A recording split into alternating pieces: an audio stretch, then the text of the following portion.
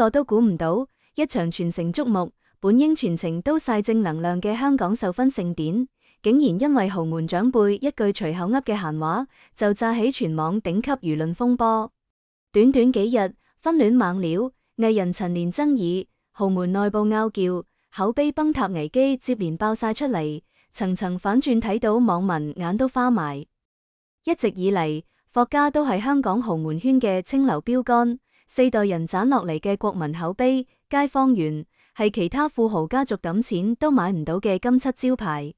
但就係呢個根基穩陣、風評極佳嘅頂級豪門，竟然因為一句模棱兩可嘅回應，跌入前所未有的輿論危機。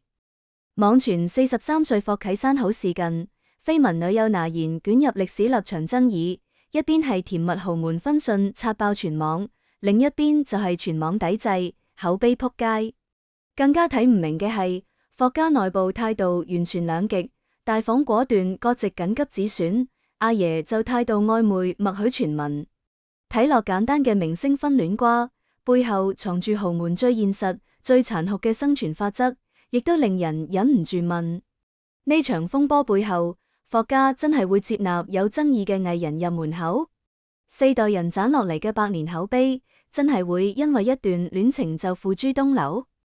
第一章，一句模糊回應炸起全網，豪門婚訊傳暈晒。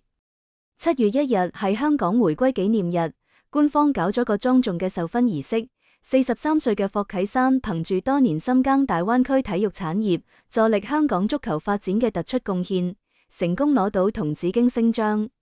呢個係含金量十足嘅官方榮譽，亦都係近期霍家最正統、最亮眼嘅正面熱搜。成個活動聚焦公益奉獻同社會擔當，氣氛莊重正式，本來注定會攞到全網好評，點知嚟場訪問環節就完全走晒樣。活動完咗之後，大批港媒記者一窩蜂圍埋上去，將鏡頭同埋全部對住隨行嘅霍震霆，集中追住問霍啟山嘅緋聞。面對記者連環追問，阿爺全程笑口騎騎，態度從容隨和，既冇正面承認佢哋拍拖，亦都冇果斷否認外界傳聞，淨係用一句打太極嘅嘢回應，等霍啟山自己答就好啦。屬港圈豪門規矩嘅網民都心知肚明，香港老牌豪門長輩面對仔女緋聞，唔反駁，唔否認，態度溫和，基本上就等於默認。就係呢句睇落客氣，完全冇攻擊性嘅隨口回應，直接點着全網輿論，即時炸爆各大社交平台熱搜。各路吃瓜爆料火速刷屏，全網瘋傳43歲霍啟山就快大婚，女方就係憑封神第一部妲己一角爆紅嘅藝人娜妍。隨住話題熱度越升越高，各種似層層嘅細節爆料出唔完。有網民煞有介事咁挖出三亞婚禮嘅舉辦時間、定製手信款式、宴請賓客名單等等精準細節，內容夠晒真實，畫面感十足，令好多網民信到十足。短短半日，霍家豪門大婚嘅話題熱度完全蓋過霍啟山授婚嘅正面新聞，一場莊重嚴肅嘅官方榮譽盛典，硬生生變咗全民吃瓜嘅婚戀八卦現場。第二章，陳年舊料又翻出嚟，歷史立場爭議掂到全民底線。正當豪門婚事傳聞越傳越勁，全網紛紛送祝福嘅時候，有網民順住熱度深挖女方過去，直接挖出娜妍收埋多年嘅致命爭議舊料，全網輿論即時完全反轉。根據公開可查嘅外網原始記錄，早喺2018年，娜妍曾經公開轉發同點讚一條嚴重歪曲花木蘭歷史嘅唔實內容。呢個貼惡意篡改華夏經典歷史故事，強行扭曲花木蘭嘅人物背景、身份歸屬同家國設定，刻意散播錯誤歷史觀點，完全唔符合基本歷史常識。大家都知，花木蘭係北魏時期家喻戶曉嘅經典巾幗英雄，替父從軍、保家衛國嘅故事傳咗幾千年，係刻喺每一個國人骨裏面嘅民族文化符號，亦都係中華民族忠義、孝順、有擔當嘅精神象徵。而網傳謠言亂咁改正史、歪曲民族英雄，本身就掂到大眾嘅核心底線。最令網民唔妥嘅係，當時娜妍已經攞到封神劇組嘅頂級資源，手揸內地影視市場最好嘅出鏡機會，靠內地平台嘅紅利賺人氣，站穩陣腳，轉頭就喺外網默許散播歪曲華夏歷史嘅爭議言論，呢種典型兩邊食、踩底線嘅操作，完全激起全網網民嘅強烈反感。據知情人士透露，呢個爭議早喺《封神院線》熱映嘅時候就曾經小範圍發酵過。當時拿研團隊淨係出一段短文字草草道歉，冇深入自我反省，亦都冇正面誠懇認錯，完全靠電影嘅超高熱度蒙混過關，草草平息咗輿論風波。本來以為呢件舊事早就完全過去，點知隔咗多年，借住豪門婚戀傳聞嘅熱度，就成件事挖晒出嚟，完整證據鏈清清楚楚，完全冇得洗白，冇得辯解。第3章，女方公關全程撲街，敷衍冷處理徹底激嬲網民。面對捲土重來、越鬧越大嘅巨大輿論爭議，拿研團隊嘅公關操作簡直係內如反面教材，全程冷處理嘅方式完全錯晒，一步步將件事推到失控，徹底激嬲全網網民。風波全面爆發之後，拿研本人全程零回應、零解釋、零誠懇道歉，工作室亦都全程唔出聲，冇出任何聲明澄清事實。團隊唯一做嘅嘢就係偷偷刪晒拿研外網所有舊動態，想徹底刪走過去嘅痕跡，收埋爭議過往，扮到件事從來冇發生過。呢種敷衍了事、心存僥倖嘅處理方式，唔單止冇平息輿論怒火，反而令件事徹底失控升級。網民紛紛吐槽，互聯網從來都冇真正可以清零重來，當年嘅外網截圖、轉發記錄、點讚憑證，早就俾好多網民備份留低，刪帖燒痕跡根本就係自己呃自己。近年內娛行業嘅底線已經好清楚，掂到歷史立場、傷害民族感情、歪曲民族英雄嘅藝人，幾乎冇翻身嘅可能，觀眾嘅包容度早就被反覆耗晒。拿研團隊嘅敷衍操作，唔單止徹底耗晒佢剩低嘅路人緣，仲將所有負面輿論全部牽連到霍家身上，令無辜嘅霍家被逼捲入呢場輿論危機。第4章，霍家輿論徹底淪陷，大房小件控評緊急止損。隨住爭議越鬧越大，海量網民衝去霍啟剛、郭晶晶、霍震霆嘅社交賬號留言鬧，各大評論區完全淪陷，負面質疑、批評聲刷到滿晒屏。屬霍啟剛嘅網民都知，佢一向佛系親民，冇架子，平時唔控評、唔刪評，任由網民自由留言互動，從來唔刻意管輿論。但今次霍啟剛少見咁出手，緊急開咗社交賬號評論精選功能，主動屏蔽大量尖銳負面評論。呢個反常操作足以證明，當時嘅輿論局勢已經完全失控，負面口碑不斷跌，霍家不得不緊急出手止損，避免件事進一步惡化，連累成個家族聲譽。與此同時，霍家內部收埋多年嘅巨大拗撬，亦都俾呢場風波完全擺上台面，家族對外口徑完全亂晒，兩大派系態度完全相反，互相矛盾。早幾個月前，郭晶晶出席公益活動嘅時候，就俾記者追住問霍啟山嘅婚訊，當時佢態度堅定，語氣直接，明確公開闢謠，屋企完全冇籌備婚禮嘅安排。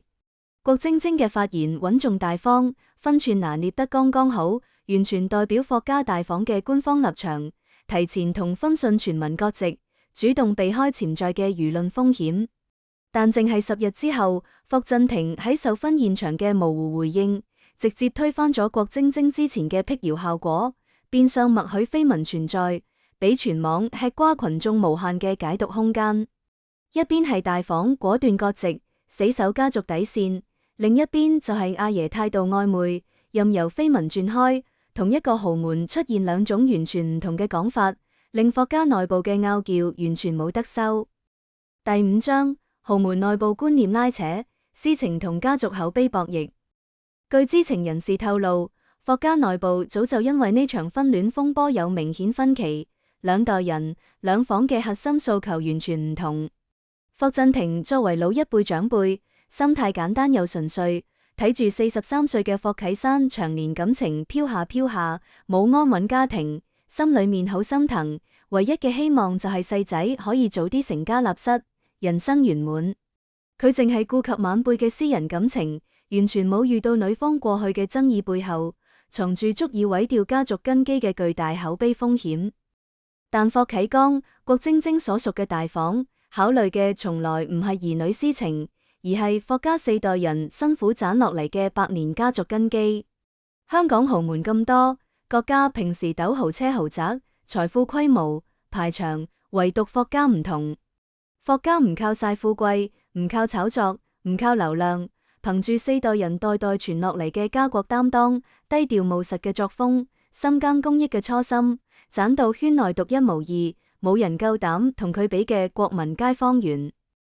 霍家第一代創辦人霍英東先生，白手起家，心繫家國，特殊時期為國家運送緊缺物資，全力助力內地基建發展同體育事業崛起，一世人為國奉獻，係全國都敬重嘅愛國企業家。第二代霍震霆深耕體育外交幾十年，默默打通內地同香港嘅體育交流渠道，低調務實，零緋聞，零負面。第三代霍啟剛、郭晶晶夫婦更加係國民典範，放低豪門奢華嘅身份，長年深耕基層公益，親民冇架子，幾十年零負面、零炒作，憑真誠同擔當圈咗好多粉。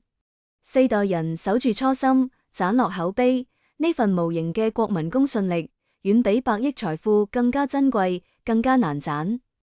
亦都因為咁，大房先堅決唔想俾二房嘅私人感情毀掉成個家族沉澱百年嘅金漆招牌。對霍家嚟講，商業財富可以蝕，產業佈局可以調，但深入千萬國民心入面嘅家國口碑，唔可以撼動嘅立場底線，一旦沾到污點，就再也冇得挽回，冇人可以承擔呢種毀滅性嘅代價。霍啟剛緊急控評，大房果斷同全民割席，睇落簡單嘅公關操作，其實係最清醒嘅家族自保。堅決唔為個人私情孭晒成盤口碑風險。第6章，婚事本質唔對等，豪門結局早就注定。睇勻成場風波，女方團隊嘅操作全程錯晒，步步踩雷，徹底斷送自己翻身嘅機會。當年爭議爆嘅時候，靠一句敷衍嘅道歉蒙混過關，而家舊事重提，仲係唔肯認錯，逃避問題，想靠刪帖冷處理捱過輿論熱度，但觀眾嘅容忍度早就完全冇晒，掂到民族同歷史底線嘅錯，從來都冇蒙混過關嘅可能。一次次敷衍應對，只會徹底耗晒剩低嘅路人好感，完全封死自己嘅演藝前路。到今日，呢場鬧到天大嘅豪門婚戀風波，最終結局早就注定。從根源睇，呢段關係本身就極度唔對等，有天生嘅矛盾。女方帶住冇得洗白嘅歷史立場爭議，事業發展有致命短板，急住想借霍家嘅頂級豪門口碑洗白自己，完成階層躍升，穩陣內地演藝資源。但霍啟山事業穩定，家世清白，口碑好到爆，完全唔需要靠婚姻加持，對呢段關係淨係單純嘅個人中意。但真正嘅頂級豪門聯姻，從來都唔係兩個人嘅私事，而係牽涉成個家族嘅家風、立場、口碑同面子。尤其對靠家國情懷、國民好感立足嘅霍家，絕對唔容許任何有立場爭議、歷史污點嘅人連累家族門面。而家霍家內部矛盾完全公開，大房死守底線，堅決割席，阿爺心軟護晚輩，態度搖擺，全網輿論持續強力抵制，女方公關完全撲街，好多負面因素加埋一齊。呢場萬眾矚目嘅豪門婚事早就冇可能成真。第7章，風波過後睇清真相，豪門底線遠勝私情體面。一句隨口嘅閒話，幾乎毀掉霍家4代人百年根基。呢場鬧到沸沸揚揚嘅輿論風波，徹底揭開頂級豪門嘅真實生存法則。光鮮亮麗嘅豪門外表底下，從來都係底線大過體面，口碑重過私情。豪門嘅長久榮光，從來都唔係靠財富堆排場撐，而係靠代代守住嘅家國初心，永遠唔越界嘅立場底線。呢場鬧到天大嘅婚戀瓜，最後好大機會就係草草收尾，唔了了之。而霍家及時止損，死守百年口碑嘅清醒操作，亦都令全網睇清真正頂級豪門嘅格局同底氣。財富同名利都係浮雲，深入民心嘅口碑同守住底線嘅風骨，先係一個家族真正可以傳落去嘅寶物。